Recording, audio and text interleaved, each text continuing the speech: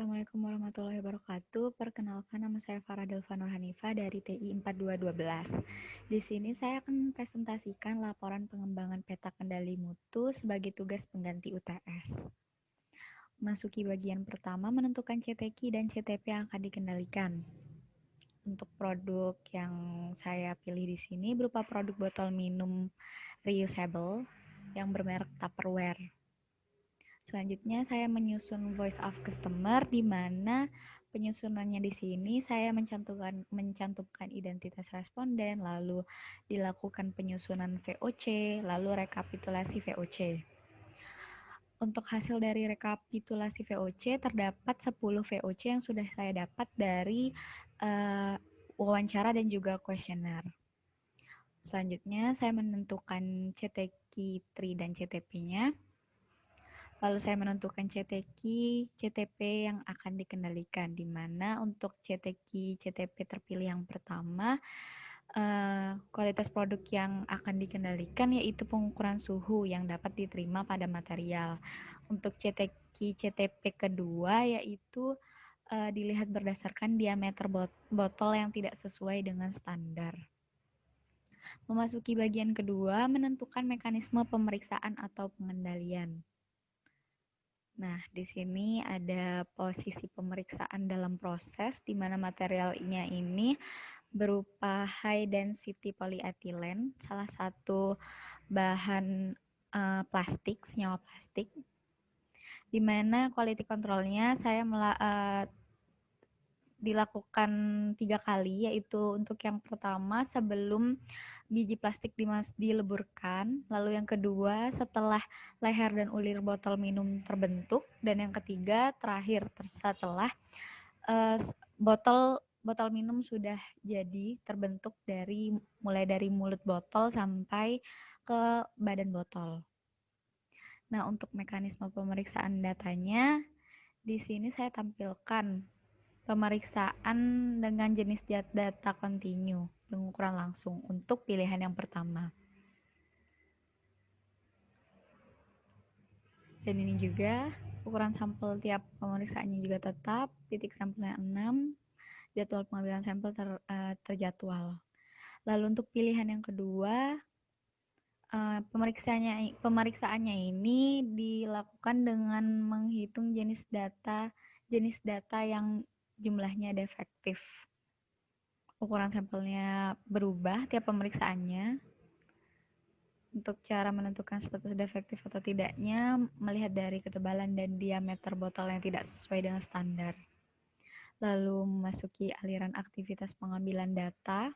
Untuk aktivitas pemeriksaan untuk CTQ terpilih pertama, berikut merupakan data kelengkapan yang harus tersedia.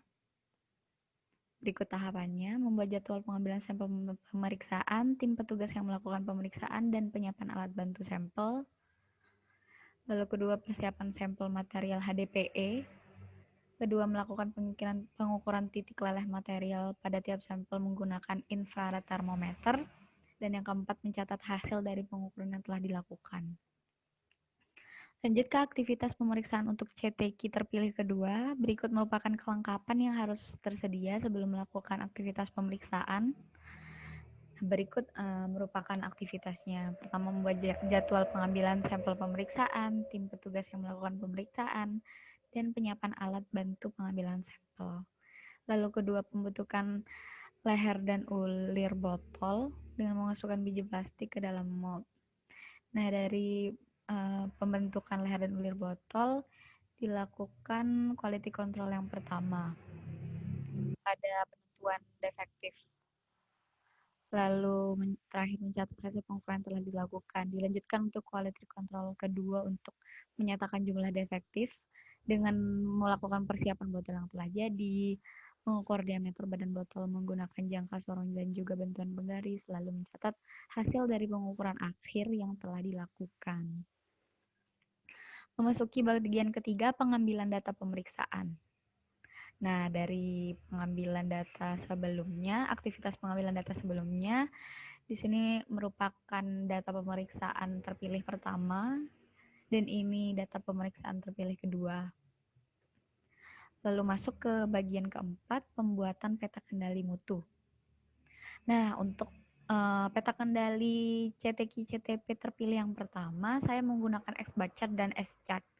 Mengapa? Untuk dari S-chart-nya sendiri, saya menentukan bahwa ini harus menggunakan S-chart karena S-chart menandai sigma atau standard deviation chart, di mana S-chart ini digunakan untuk mendeteksi apakah karakteristik proses stabil atau tidak. Terus kenapa diplotkan bersama dengan X-bar chart? Karena X-chart biasanya diplot bersama X-chart sehingga memberi gambaran mengenai variasi proses lebih baik. Lalu alasan penggunaan S-chart-nya pertama itu peta kendali standar deviasi digunakan untuk mengukur tingkat keakurasian suatu proses. Dan yang kedua, S-chart lebih baik sebagai pengukur dari variabilitas dalam sampel yang lebih besar dan digunakan untuk ukuran sampel yang lebih besar. N-nya lebih dari 10, di mana saya menggunakan sampel dengan jumlah 30. Nah, selanjutnya yang saya melakukan perhitungan peta kendali variabel X bar dan S chart. Lalu berikut merupakan S chart dan X bar chartnya. Nah, untuk analisisnya di sini terlihat bahwa S dan X bar chart menunjukkan adanya dua sampel yang berada di bawah LCL. Pada S chart yaitu sampel 5 dan 25. Pada X-chart terdapat dua sampel di atas UCL yaitu 7 dan 8 dan dua sampel di bawah UCL di bawah LCL yaitu sampel 5 dan 25. Nah, karena sampel 5, 7, 8 dan 25 berada di luar batas kontrol, harus dilakukan revisi batas kontrol. Nah, berikut merupakan hasil revisi dari peta kendali variabel X-bar dan S-chart. Lalu berikut merupakan revisi S-chart dan X-bar chart-nya. Terlihat bahwa semua titik-titik sampel telah berada di dalam batas kontrol. Nah, ketika diselidiki, operator menemukan bahwa nilai kecil untuk rentang dalam sampel 5, 7, 8, dan 25 bersumber dari kualitas material HDPE yang kurang baik dan dibeli pada vendor baru, bukan material HDPE yang biasa dibeli di vendor langganan perusahaan. Untuk memperoleh sebab lainnya, ditelusuri melalui alat pengendalian kualitas, yaitu fishbone diagram. Nah, berikut merupakan fishbone diagram yang menggambarkan sebab dari adanya sampel-sampel yang berada di luar batas kontrol. Ada faktor-faktor dari manusia, mesin, bahan baku, lingkungan kerja, dan metode kerja. Nah, untuk tindakan pengendaliannya perlu dilakukan pengendalian terhadap faktor-faktor yang menyebabkan kesalahan seperti faktor manusia, peralatan metode kerja, lingkungan, dan bahan baku. Selain itu, perlunya pengolahan bahan baku yang harus dievaluasi, yaitu dengan memastikan material agar segera dapat diproduksi, karena semakin lama disimpan akan menyebabkan reaksi kimia dari material HDPE yang tidak diinginkan. Selain itu juga perlu pengawasan yang ketat saat dilakukan sortasi, agar terhindar dari pemilihan baku yang tidak tepat. Selanjutnya peta kendali CTQ-CTP terpilih kedua, saya menggunakan P-chart karena P-chart sendiri digunakan sebagai perbandingan antara banyaknya cacat dengan semua pengamatan, yaitu setiap produk yang diklasifikasikan sebagai diterima atau ditolak. Nah, yang diperhatikan di sini yaitu banyaknya produk yang cacat. Selain itu, saya menggunakan P-chart karena di P-chart ini digunakan untuk mengetahui apakah cacat produk yang dihasilkan masih dalam batas yang disyaratkan. Selain itu, karena sampel yang diambil di sini bervariasi, untuk setiap kali melakukan observasi, maka jumlahnya kan berbeda-beda. Untuk itu, P-chart merupakan peta kendali yang tepat untuk data atribut di sini.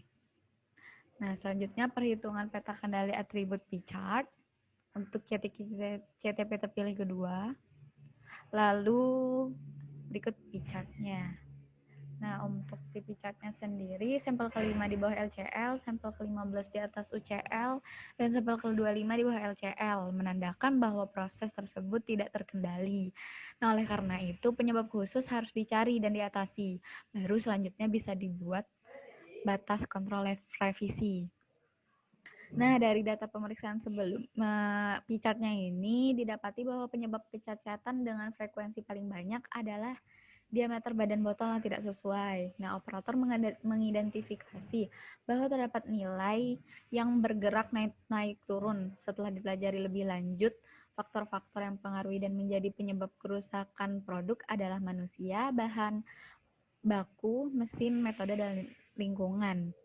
Setelah penyebab khusus teridentifikasi, baru dilanjutkan tindakan perbaikan untuk mengeliminasi penyebab khusus dengan menghapus sampel 5, 15, dan 25. Nah, berikut merupakan perhitungan revisi untuk CTP terpilih kedua. Lalu berikut merupakan revisi P-chart-nya. Terlihat bahwa titik-titik sampel sudah berada di dalam batas kontrol.